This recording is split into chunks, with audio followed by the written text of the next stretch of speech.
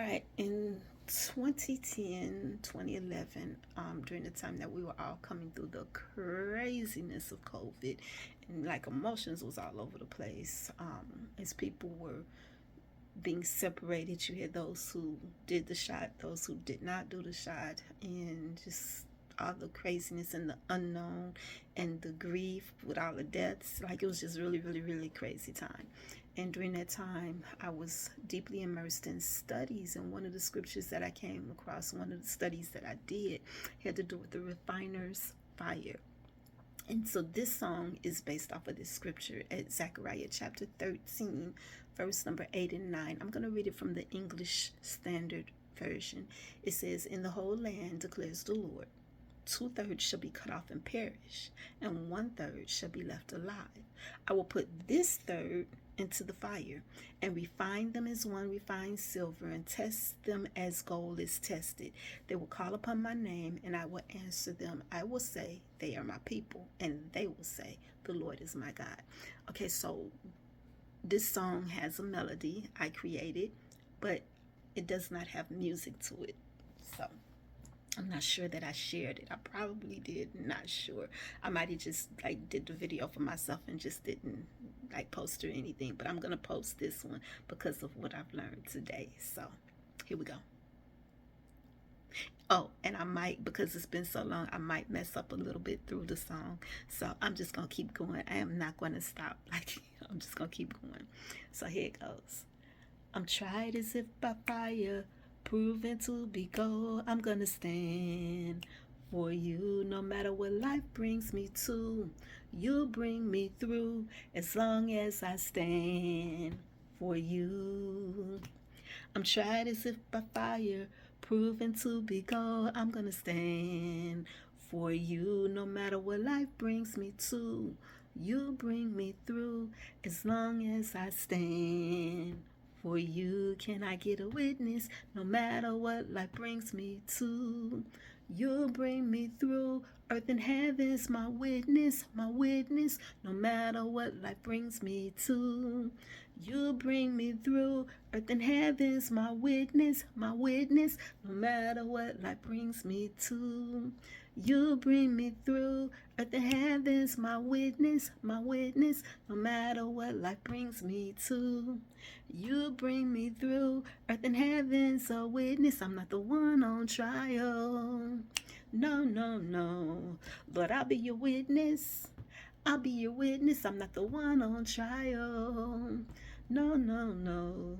Lord, I'll be your witness. I'll be your witness. I'm not the one on trial. No, no, no. Lord, I'll be your witness. I'll be your witness. I'm not the one on trial. No, no, no. I'll be your witness. I'll be your witness, your witness. I'm tried as if by fire and proven to be gold. I'm gonna stand, I'll stand for you, no matter what life brings me to. You'll bring me through as long as I stand for you. Really an easy song, and it's all straight scripture. You see, when Job went through what he went through, having his business taken, his kids killed, like, he was completely emptied. And he didn't just go through this trial once, he went through twice. But it wasn't Job that was on trial, it was God that was on trial. Satan said to God, the only reason why Job is worshiping you, the only reason why he's obedient to you, is because of how you bless him. If you took all that stuff away from him, he'd curse you. And so God had faith in Job. And God, because God had faith in Job, God allowed Job to go through.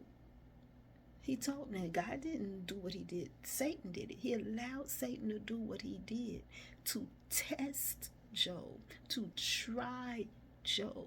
And it turned out to be a refinement for Job. So anyway, Job goes through. And in all that he went through, he did not curse God. So here comes Satan again. Well, if you take his life, like he said, a man would do anything to protect his life, to save his life. And so God said, okay, look, You can touch him. Because before, God wouldn't let Job be touched.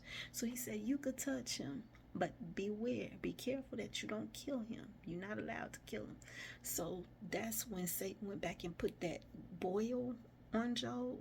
And when he did that, Job still passed the test. His wife comes out now, and she's like, why don't you just go? And you gotta understand, she was grieving. All of her children are dead, so she was no doubt grieving. And then to see her husband, and then she lost her status and money.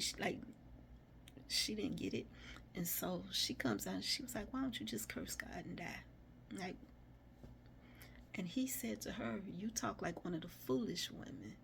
Should we not accept the evil like we accept the good?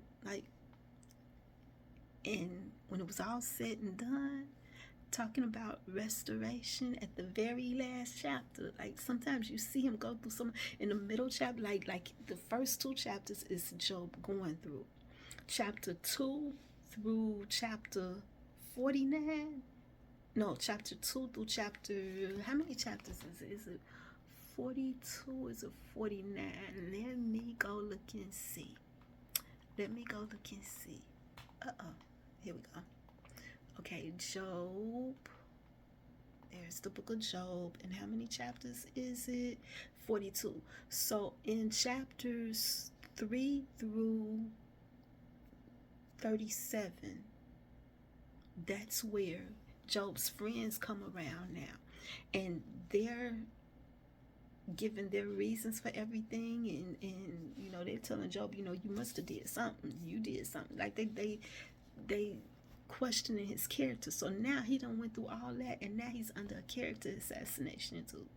And then you have Eli, who steps up, and Eli tells the 3 friends, y'all wrong. Eli sounds like he tells the 3 friends, he said, y'all wrong. He tells Job, he said, you wrong, and he just started praising God. Then the Lord steps up. That's verses 38, 39, 40, and 41, where the Lord now is talking with Job. Where was you when I created all this? He's just. And in 42 comes the restoration. That's a lot of chapters. That's a lot of time that has passed through all of this. That's a lot of going through that Job did that we're not aware of because we just read it, and we cover many chapters in an hour, so. But that's a lot of going through. And at the end of the day, to have been restored, to have been replenished. And so I think of, again, when Jesus was talking to Peter, and Jesus said to Peter, he said, Simon, Simon, because that's really what his name was. And Peter means firstling. It's a Hebrew word that means firstling. And there was a reason that Jesus called Peter a firstling. But he said, Satan has asked to tempt you, to sift you like wheat. He didn't say that he told Satan no. He said, I prayed that your faith fail not. And that song is about standing. I'm tried as if by fire, proven to be gold. I'm going to stand through this stuff. I'm going to endure. I'm going to count it all joy. Like we're told in the book of James, when we go through the diverse trials and tribulations, count it all joy. I'm going to count it all joy. I'm going to endure. And where I lack in endurance, I know that I can pray for more. I can ask for more. So I can pray that I am replenished in the area of endurance so that once God's will has been done, then I could receive the promise. See, the troubles don't last always. Like, we have to remember this. The night season passes and it becomes day, and these things are happening. But we need to trust the process because God is refining us. And He's making me over again. He's making us over again. And He's renewing us. I got a song called Renew Me. Make me over to be what you would have me to be. Because I am yours. I am yours totally. Set me free from whatever will hinder me. Cleanse me. 'Cause I am yours. I am yours forever. And so we ask God to do that, to make us over, to renew us, create in me a clean heart and renew a right spirit within me. Bind my mind to the mind of Christ. Like, we're asking God for these things, and He's doing that in us and in allowing us to be tested. The quality of our faith is being tested, whether we have standing ability. Like, that's counting the Omer. And so this period of that takes us from the day of the sacrifice all the way to Pentecost is a process. This 49-day count is a process. And in that process, we're being renewed. In that process, we're being cleansed. In that process, we're being made over. In that process, God is plucking things off, pruning us, clipping off what is dead, so that what is new, so that we can continue to grow. Like, it is a process. Trust the process, because everything that God does, when the scripture says that all things work together for the good of those who love the Lord and who are called according to His purpose. Trust the process. Trust the process, because He is perfecting you. Just trust the process. All right, I'm gonna go.